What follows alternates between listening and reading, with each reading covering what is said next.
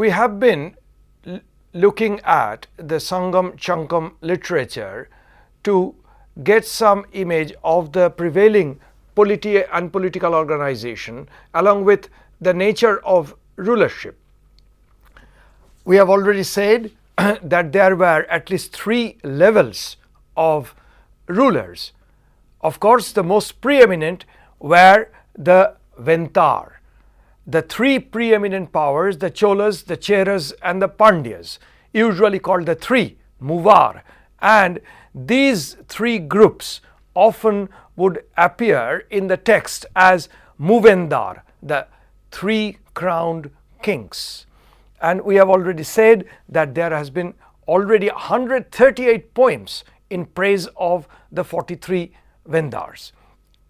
And we find that the Cholas were in the Kaveri Valley and Kaveri Delta, the Pandyas in Vaigai Valley and Vaigai Delta, and the Cheras in the western part of Tamil Nadu in the area of Karur on the Kaveri River in the western part of Tamil Nadu, and also associated with the coastal regions of Kerala. What is interesting, all the 3 preeminent political powers had at least each of them 2 major centers, one in the interior, the other in the coast. In the case of the Cholas, they had Urayur and in the interior, and Kaveripumpattinam, the very famous port town of the Cholas on the coastal area. Similarly, the Pandyas had their interior center at Madurai, and in the coastal area they had the prominent center of Korkai, and close to it also the well-known archaeological site of Alaganakulam. With the Cheras were associated the city of Karur in the inland, which is in the western part of Tamil Nadu, and then on the Kerala coast the very famous port of Mucheris, celebrated in the Greek and Latin literature as the port of Muziris, and which is now also known from the excavation now being carried out at the city of Pattanam in Kerala. Now, this particular pattern of the 3 most prominent political preeminent political powers, it may not immediately suggest that there was already a well formalized monarchical pattern. We find in a poem by a Chola king poet, that is, who was both a king, a chief and also a poet. In his mouth is put this statement that only weak-minded ruler extracts Puravu or agrarian taxes from the Kuti or his subjects, and this act is condemned. In fact, the poem advocates the ruler should only accept voluntary contributions from his subjects or settlers. That means this is an image of an incipient state formation consisting of a class of producers and a non-producing appropriating class. Naturally, in these poems of political groups, the main theme is war, booty, collection of booty, cattle raids, and then the consumption of the non-regenerative resources by the ruling elites, the families and the bards who were patronized by these ruling groups. Slightly less important than this very preeminent 3 ruling groups are the Velit chiefs. They figure prominently in the Puram poems and appear as chiefs of the hill tribes. Their most important characteristics in the poems are their repeated cattle raids onto the plains. Usually these Velit chiefs held lands independent of the crowned chiefs, that is the Ventar. And we find from the description of the Sangam texts that on a modern map of Tamil Nadu, such village chiefs were quite numerous and could be located in the tribal principalities in what is present day the areas of Salem, Dharmapuri, Pudukkottai, Nagarcoil and Kanyakumari within Tamil Nadu. We have already said cattle raid is the integral part of the activities and description of the village chiefs. The third group is the Kilar, who appears as a ruling elite and they are holder or possessor of land in village.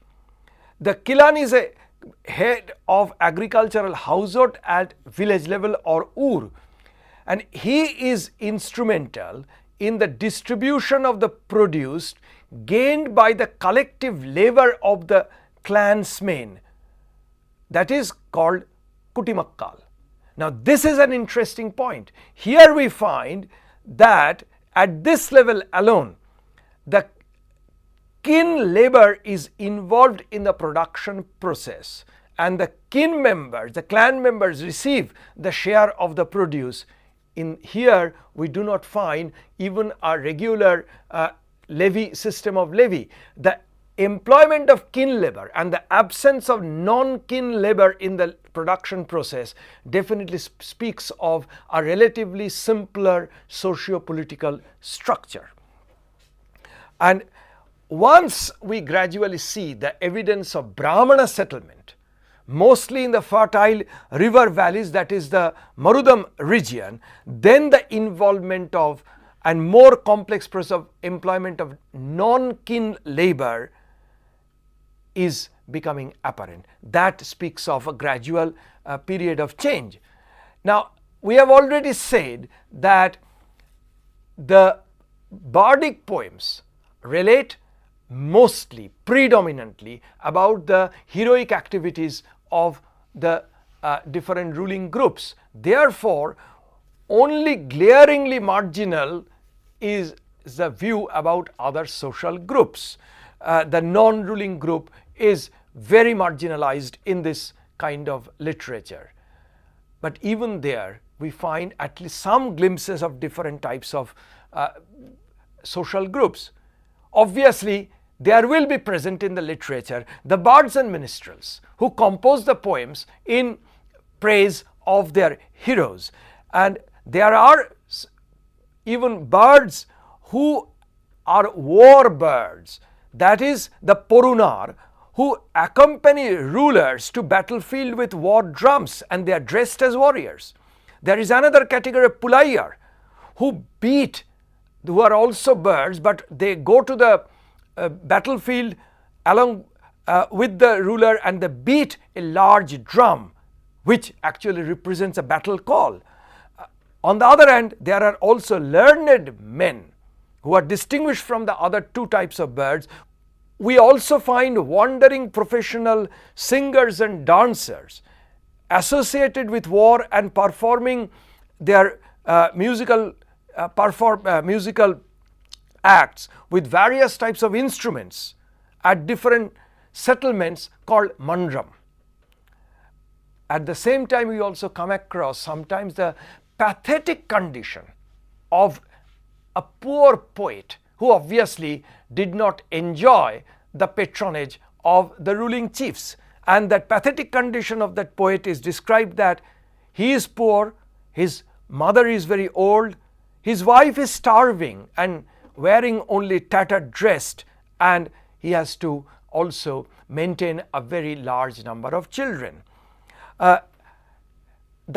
Beyond these, there are also other groups following different types of profession, and these professional groups are related to the resources of the Tinai. We have already said there are 5 Tinais or ecological zones. Like in the Kurinji area, essentially the activities are growing and guarding of millets, bamboo rice, collecting of honey, skinning of dead animals, hunting wild animals. Clearly here we find very little information about agriculture because Kurinji area does not support agriculture. In the Mullai area, we find pastoral activities and at the most cultivation of some dry grains.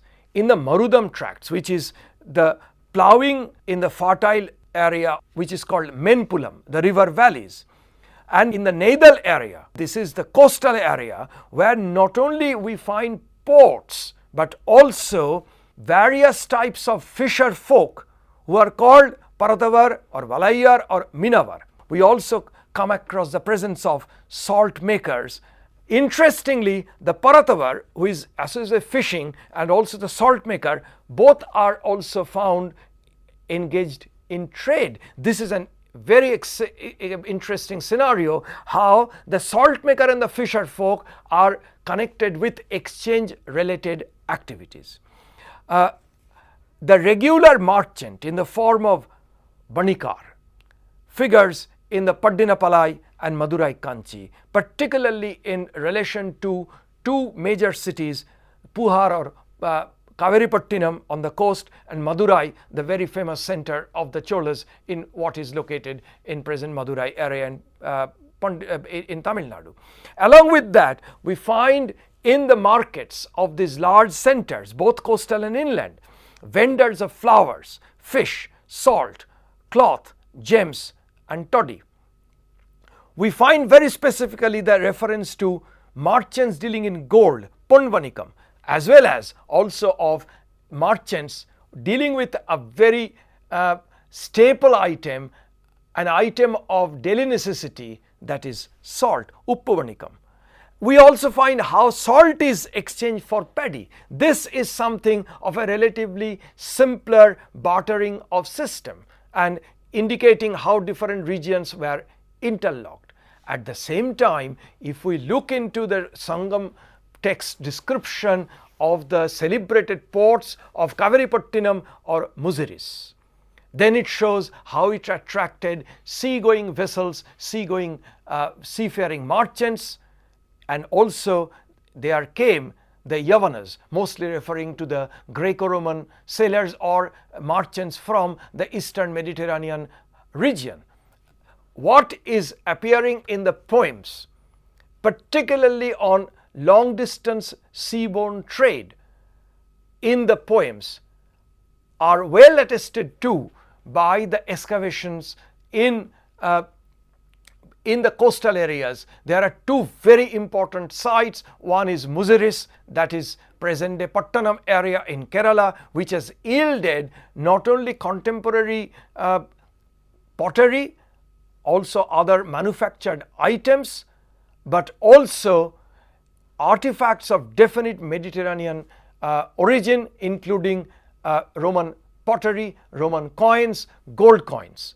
And it exactly matches the Sangam text description that the Yavana ships come to the port of Muchiripattanam full of gold, and during the return voyage they take back the most prized commodity from the Malabar area or Kerala coastal area, that is black pepper, which is actually a horticultural product.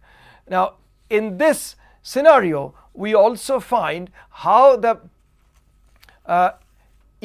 trade becomes a major aspect of economic activities, and the presence of Roman merchants or merchants from the Roman Empire, including the Red Sea area, is writ large in the excavated materials from Muziris and also Kaveripattinam area. There are two other ports on the coastal side, both excavated areas. One is Korkai and the other is Alaganakulam, both in the Vaigai and Tamrapanni delta, where we find how the working of pearl fisheries were carried out, particularly at Korkai. Interestingly, Korkai figures in the Greco-Roman accounts as the port city of Kolki, where best kinds of pearls were available.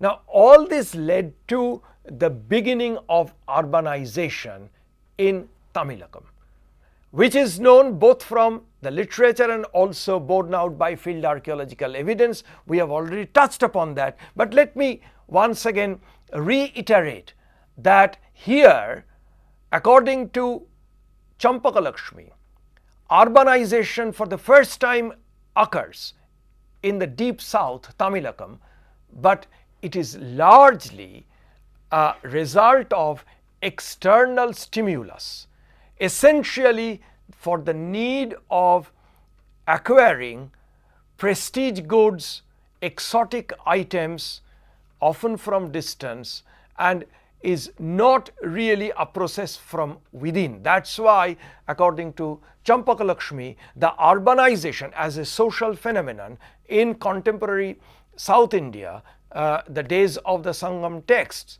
is essentially an experience of external stimulus. Once after 300 AD, the pool of long distance trade in Tamil Nadu gradually fades out. It also leads to the gradual disappearance of these port cities, and then new kinds of cities came after 300 AD. That's a separate story. We are not getting into this.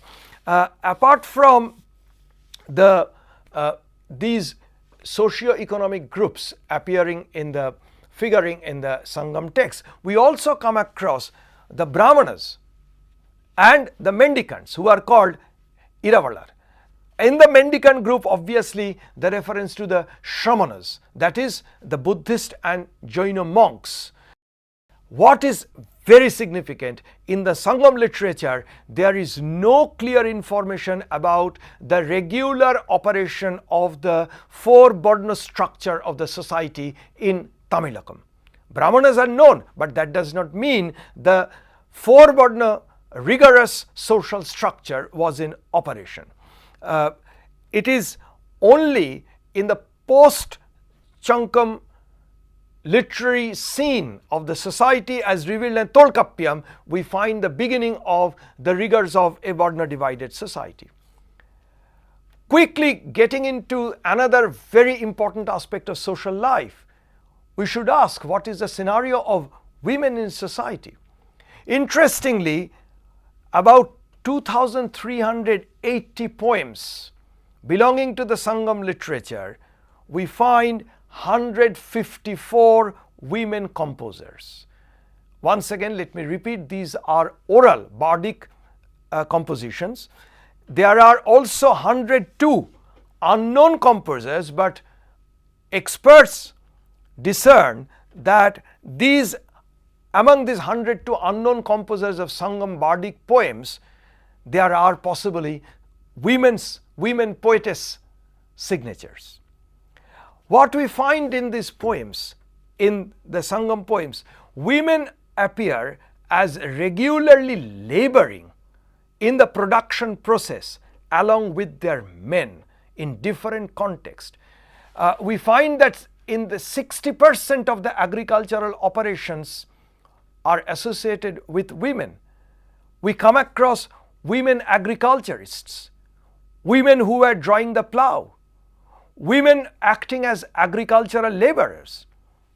And we also find that women were engaged in rearing of sheep and also rearing of cattle. Obviously, these relate not to the Marudam, that is riverine fertile area, but to the pasture zone according to the Tinai concept. We find them in the coastal area or Naidal tract, following the profession of salt manufacturing and also fishing. And typically of the women, we often find them engaged in the profession of spinning, which is an important aspect of the textile manufacturing crafts. Women also appear in the Sangam literature as proud and glorified mothers of heroes.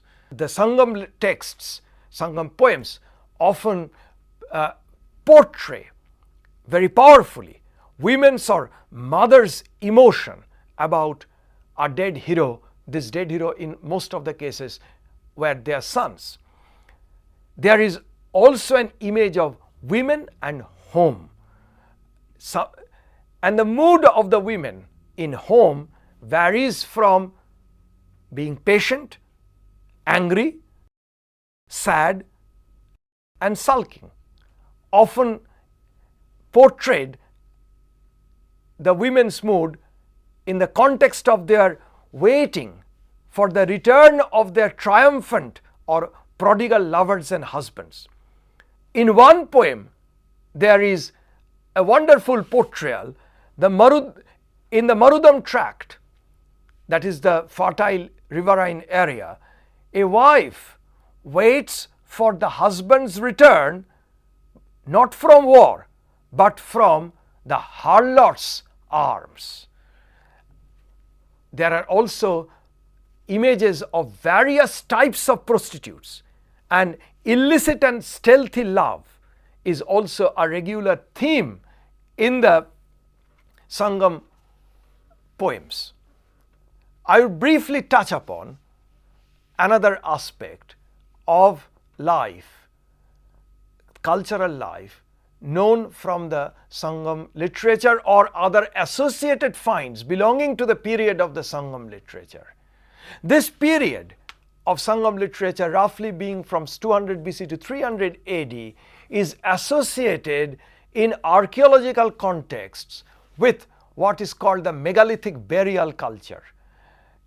It is a particular type of funerary rites where the dead bodies were buried, either full skeleton or partial skeletal remains, in massive boulders marking the place of burial. That's why called megalithic, because very large boulders of stone are associated as the marker of the site of burial.